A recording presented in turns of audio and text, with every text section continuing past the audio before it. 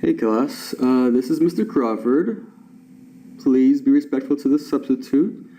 And I'm sorry I can't be in today. My daughter is sick and had to go home and help out the wife with the kids. So, this here is the review for your test tomorrow. I'm going to walk you through it. Please pay attention. I need y'all to be respectful to your education, please. This is not just for fun. This is so that you can pass the class and have a future. So please, guys, let's pay attention. So number 1, I'll do with you, and number 2, I'll do with you. Okay? Number 1 says, if f of x equals 2x plus 4, find f of negative 2. Well, just like before, we did this before, this is called function notation. Compare these two things. F of x is now f of negative 2. Therefore, what do you think x equals? Negative 2. See how all they did was just change a little bit? X became negative 2. So we're going to go ahead and rewrite this equation here as f of negative 2 equals 2. Replace x with what x equals? Negative 2 plus 4. So now let's go ahead and solve. 2 times negative 2 is negative 4 plus 4. Now if you add these two things together, negative 4 plus 4 is 0. Therefore, f of negative 2, when x is negative 2, y is 0. That's the answer. For number 2, if f of x equals negative 4x minus 9, and f of x equals 3, find x. Okay, so this one's a little bit different. This one, they don't give us f of whatever x is. X is still x, but they give us this. They give us f of x equals 3. So this is your input. Please do not forget that what it equals is your output. Okay, this is just simple logic, guys. If what's on the inside is input, the outside is obviously the output. Therefore, they give us what the equation equals. So if you have f of x equals negative 4x minus 9 and f of x equals 3, that means negative 4x minus 9 equals 3. Okay? So all we're going to do is set this equation equal to 3 and solve for x. It says find x. Pretty much, guys, if you read find x, you have to solve for x. So math is a lot of reading and comprehending what it means, and it's pretty obvious. Most of the time it's obvious. If it says find x, obviously find the x. So set it equal to 3 equals negative 4x minus 9. Now solve for x. So we want to get the x term by itself. So we have the x term and we have minus 9. To get the x by itself, we have to add 9 first. We have to get rid of the constant term first. And guys, we've been solving for a variable since middle school, okay? So this is nothing new. So we're going to add 9. 9 plus 3 is 9, 10, 11, 12. So negative 4x equals 12.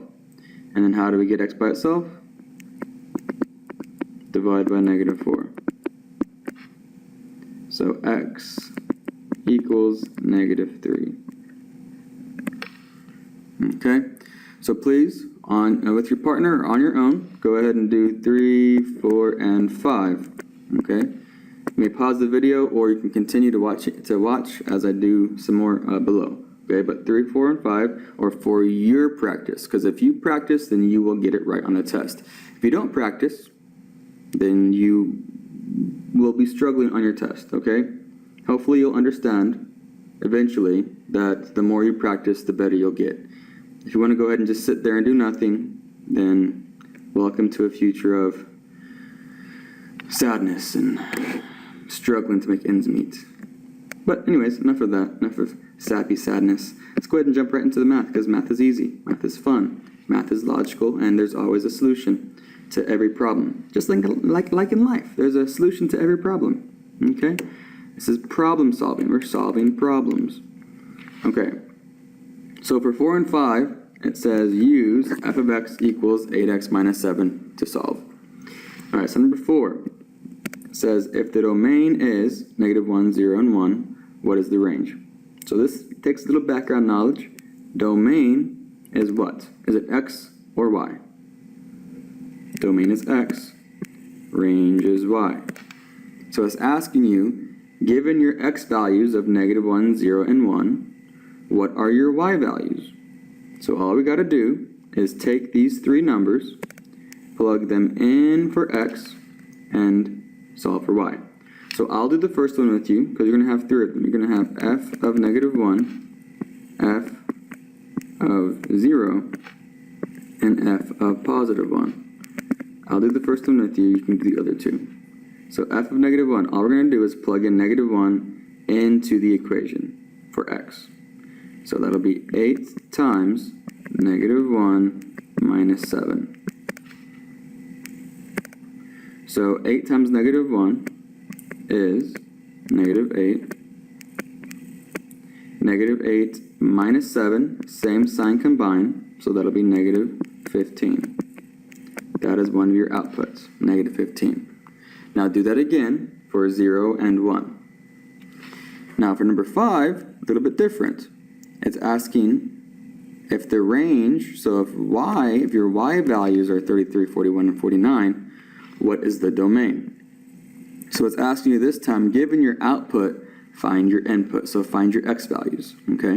So this time, instead of replacing x with a number, you set your equation equal to that number, because these are all going to be y. So you're going to still use your equation. You're still going to use 8x minus 7, but this time it'll equal 33 instead of f of -1, okay? So you'll have 33 for the first one, 41 for the second, 49 for the third. So 33 equals 8x minus 7, okay? And then solve for x. So you know how to solve for x. We've been doing it since day one in class, okay? So solving for x, we have to get rid of the constant term first, which is 7. So it's minus 7. The opposite of minus 7 is plus 7. So now 33 plus 7 is 40. 40 equals 8x. Last step, divide by 8. Divide by the coefficient. And x equals, what is 40 divided by 8? 5. Okay, so then do the other two, 41 and 49, set it equal to the equation and solve for x. And all we do is what we just did, add 7, divide by 8 for both numbers. 7, 8, and 9. Pretty simple, I won't do any of them, but I'll walk you through it. Determine if the following is a function or not a function. Therefore, x can't repeat. Okay? So we need, 7, 8, and 9, really simple. Don't forget you can pause it if you need to go back and finish them up. Now 10, 11, and 12 are word problems, okay? I'll do number 10, just to give you an example. And then 11 and 12, you can do on your own. So number 10, a plane was, actually do I want to do 10 or do I want to do 11 or 12? Let me think. 10, 11, I'll do 12. I can do 12. A taxi company charges $2.50 plus $1.10 per mile. You have $10 to spend for the taxi. What is a reasonable domain and range? I chose 12 because it's asking what is a reasonable domain and range. So it's asking reasonable domain. My bad, guys. That was the 7:40 a.m. bell. I was here this morning making this video. So reasonable domain is that's my train of thought. What are the reasonable inputs of this function? Okay, reasonable input. Since we're dealing with the reasonable input, since we're dealing with the real world function, reasonable input. Since we're dealing with a real world function, guys, Can we have a negative input? I don't think so. We can't have, the taxi company can't charge you for negative miles. Because when you get in the vehicle, you start off at 0 and then you go forward, okay? So,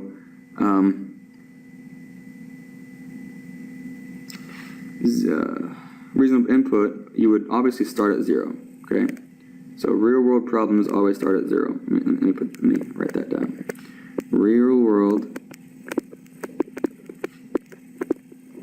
problems always start at a 0 input.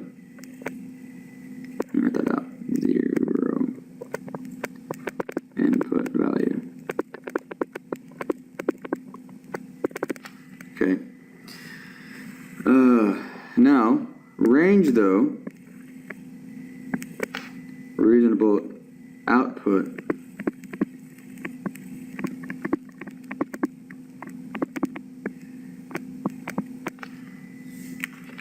a reasonable output, guys, would be what's your reasonable amount you're going to spend, because this here, a taxi company charges you $250 plus 110 per mile. Per mile is your input, and what you spend is your output, because you're spending money. That's what your output. That's your output per mile you drive in the taxi. Okay, so reasonable output, again, you're being charged money for the miles you travel. So could we charge negative dollars when you get in your vehicle? No, we can be charged $2.50, which is a positive number, plus $1.10 per mile after that. So no matter where you go, when you get in the vehicle, how much are you spending? How much does the taxi charge you? Okay, $2.50 is your flat rate. So no matter what, you're going to be spending $2.50. Now, $2.50 all the way to what? How much money do you have on you? Can you spend more than $10 if that's all you have? No. So a reasonable ending amount, the max amount you could have for your output would be $10, because that's all you have on you. Okay? So reasonable output would be $2.50 to $10. Reasonable input, though, is a little bit different, because you have to base it off of your output, because we know we have $10. So to spend. So how many miles can you travel on $10? So we have to figure that out to find your ending value, because we know our beginning value is 0, because you can't travel negative miles. Okay? So it'll start off at 0, but where will it end? So this value right here, set your equation equal to 0. So what equation? What equation am I talking about? I'm talking about the equation right here. Okay? 250 plus 110 per mile. So your output, your y, will equal 110 per mile plus the 250 they charge you when you get in the taxi. Okay? So what right here is what this sentence tells us. Okay? A taxi company charges $2.50 plus 110 per mile. So we know the most we can spend, though, is $10. So y, your output, would be $10. And we have to solve for m, for as many the miles we can travel. So solve for m, you would subtract 250. And 10 minus 250 is 750 equals 110. And lastly, just divide by 110. So, I gotta go. So, I guess I'll leave you with this last piece right here. So 750 over 110, figure that out and plug it in right here. That will be your out. That'll be the largest amount your input could be. The longest trip you could take for $10. That would be the reasonable input. 0 to how long you can travel on $10. And reasonable output is your reasonable output is the reasonable money you can spend. $2.50 all the way to $10. All right. So don't forget, you can pause and restart it. This here pretty much is your test, guys. So if you can get this, if you can plug in numbers and multiply, add, and subtract, and divide, You got this. I believe in you, so please believe in yourselves. Please, please, please. I know you can do this. Okay? So, good luck, guys. I'm sorry I can't be here for you. Family calls. Bye.